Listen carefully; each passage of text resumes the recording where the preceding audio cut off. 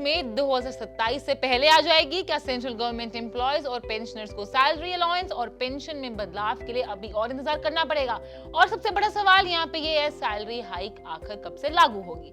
चलिए पूरा मामला आसान भाषा में समझते हैं। 8th पे कमीशन का गठन 3 नवंबर 2025 को हुआ था और सरकार ने कमीशन को अपनी रिकमेंडेशंस देने के लिए 18 महीने का समय दिया था। यानी ब्रॉडली इसकी डेडलाइन मई 2027 के आसपास बनती है। लेकिन यहाँ पे एक इंपॉर्टेंट बात है, सरकार ने पार्लियामेंट में साफ किया कि कमीशन को 18 महीने के अंदर अपनी रिकमेंडेशन देनी है, लेकिन मई 2027 के पहले रिपोर्ट सबमिट होगी या नहीं, इसकी कोई ऑफिशियल कंफर्मेशन अभी नहीं है।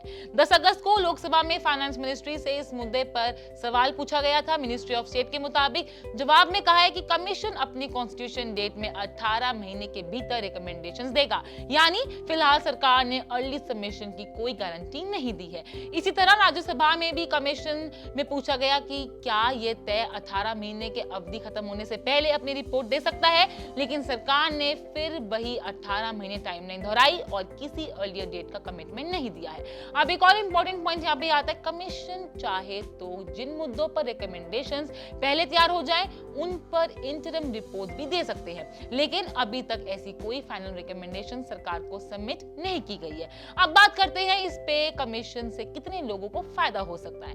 सरकार के मुताबिक 1 मार्च 2026 तक करीब 35.77 lakh central government civilian employees service में थे। इसके अलावा 31 दिसंबर 2025 तक करीब 33.75 लाख पेंशनर और फैमिली पेंशनर्स थे।